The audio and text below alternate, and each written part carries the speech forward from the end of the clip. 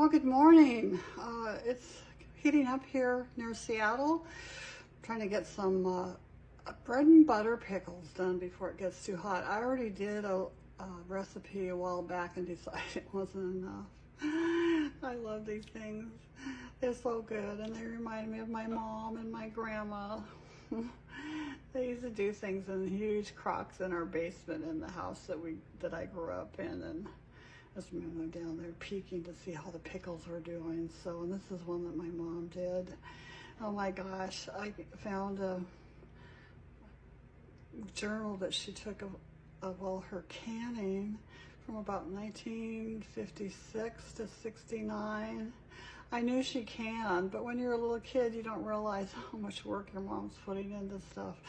She did a lot of canning for a lot of years, and she worked full time a lot of that time too, so she was just really awesome.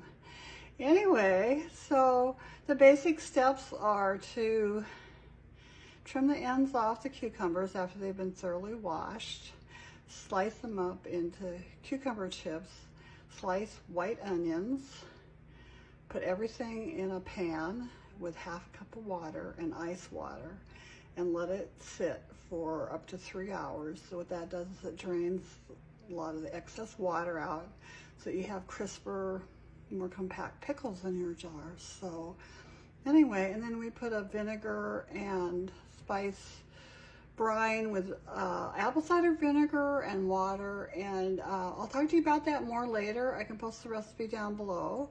So I just hope maybe this will inspire you to do something. I know things always seem more complicated to me than they really are, but when I get into them, it's like I make a list just step by step, and it's like this is easy. And they're water baths for a minimum of 10 minutes. Now the thought is that if you water bath anything for 10 minutes or longer, the jars don't have to be pre-sterilized, but please make sure they're nice and clean. Run them through your dishwasher, wash them in your sink. Back in the day, I used to sterilize everything, so that step is gone, which I'm kind of thankful for. Sometimes I'll sterilize them depending on what I'm doing. So anyway, so I'm just going to go ahead and do what I'm going to do here, and hopefully you can watch along for a few minutes and just see how really simple it is. And honestly, I tried buying some store-bought pickles the last couple of years because I ran out because I wasn't canning during the pandemic for all sorts of reasons, like it wasn't going to go to the store any more than I have to, so I was hoarding my little stash. So anyway, I'm so happy to have a new stash to put on my shelves. So anyway, yeah, okay, let's have fun with this and just see that it's not that hard. And if you got cucumbers in your garden, oh my gosh, please do this. I have to go out and buy them at a produce stand or go pick. So that's another thing I have to do to get this done. So anyway, here we go. Okay, to start out with, you need to cut the ends off, okay? The USDA recommends cutting the blossom ends off. I'm trying to find one that looks like a blossom. I think they're all kind of not on here. Anyway, it's got this little brown piece on it. Sometimes there's still something growing on there.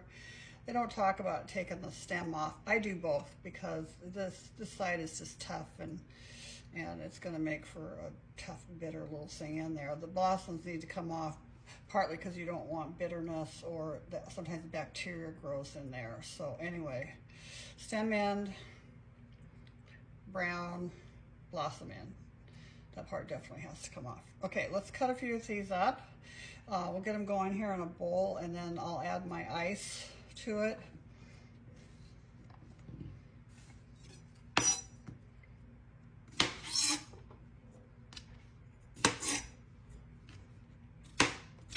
And you could cut these however thick you want. Just remember that once they get in the brine and get canned, they're gonna not be quite as stiff as this. So you want something a little more substantial, cut them a little bit thicker. The ones I did last time were a little bit thinner, so I think I'll do them a little bit thicker this time. Anyway, so get going on this.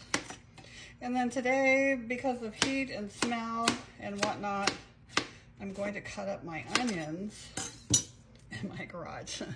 We'll just call it my summer kitchen. Not glamorous, but it works. I have a big chest freezer down there. I can set everything up. So we can do that. And then when I get to the point where we have to boil the brine, and then after that's done, you put the pickles, the cucumbers and the onions inside the brine, and then it gets brought to a boil.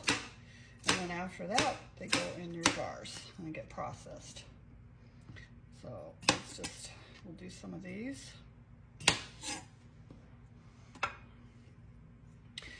Now, I did find the recipe box I got out from my parents' estate full of all kinds of their recipes, and there was one in there that actually can find in the books on canning where where the pickles are soaked in brine and rinsed and re-soaked in brine for a number of days. Honestly, I don't know if I want to do that. I might do it once just because that's what my mom and grandma did, but I don't have the patience for that. So, and I'm busy just like everybody else. Got lots on my list of things to do. So I just say keep it simple. You know, you can buy pickles at the store, but I just have this thing about having really good pickles, and even if the cost is around the same for the good ones anyway, the expensive ones can be as much as $8 a jar. So you have to think about what your sources are if you're trying to stay on the budget. But anyway, I figure if I can get these fresh, even if the cost is the same, it's worth it to me because I get so much pleasure out of eating them. Okay, I'm finishing up my bread and butter pickles in the garage. In other words, the summer kitchen. So anyway, this is just to keep the smell out of the house.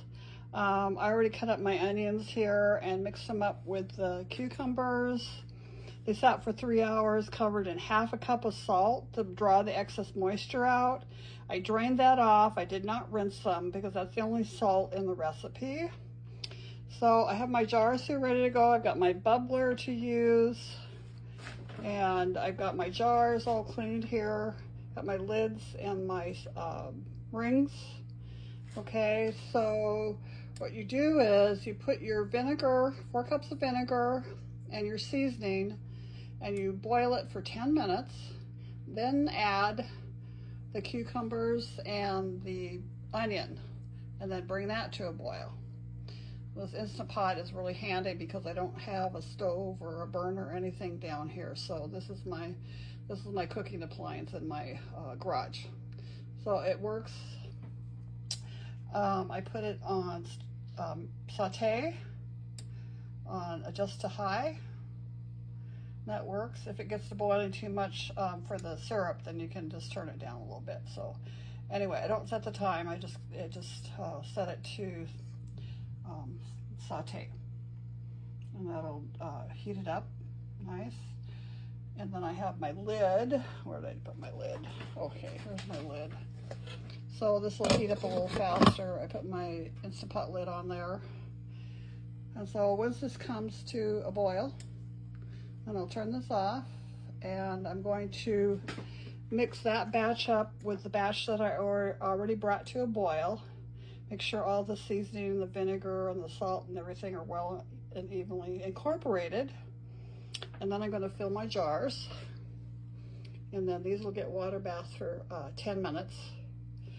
And that's it. Easy peasy. Okay.